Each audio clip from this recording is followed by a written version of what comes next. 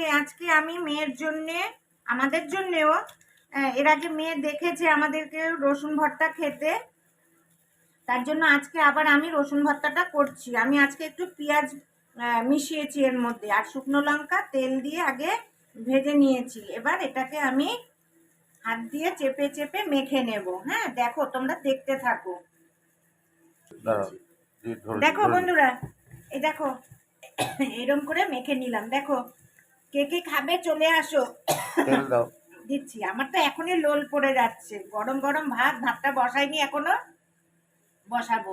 মেয়ে বলছে আমি খেয়ে দেখবি, আর কিচ্ছু লাগবে না আজকে তোর, তুই খেয়ে বলবি। একটু তেল বেশি করে দেব।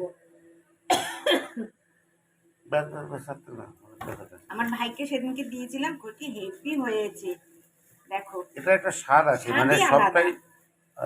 প্রথম কথা, রসুন তার একটা গন্ধ আছে। যেমন আমার বাবার না ঠান্ডা লাগলে কালো জিরা বাটা খেত আমার বাবা। এই সময় সবাইকেই খাওয়ার জন্য বলি যে এটা যেন খায় কালো জিরা, তারপরে রসুন, শুকনো লঙ্কা বেটে দিলে না আমার বাবা মা সব এক ভাত খাওয়া হয়ে যেত। এই দেখো, এই যে রসুনটা আমি খুবটা ম্যাশ করিনি, কেন রসুনটা মুখে পড়লে না গন্ধটার জন্য আরো বেশি ভালো লাগবে।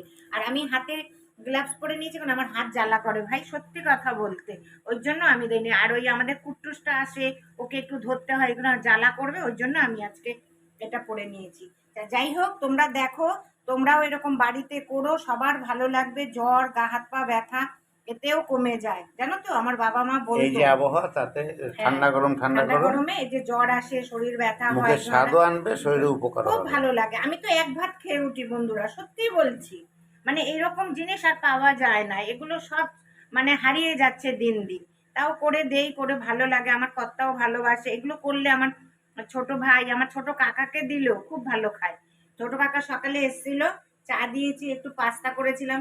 খায় না, আমার কাকা বাবারা কোনোদিনও খায় না, তাই দিয়েছি। আমার মেয়ে বলছে খাও তো, তা খেয়েছে। যাই হোক, তোমরা এরকম করে বানিও, আর আমাকে লাইক করবে, শেয়ার করবে, আর আমার চ্যানেলকে সাবস্ক্রাইব করবে। ঠিক আছে বন্ধুরা, তাহলে রাখছি।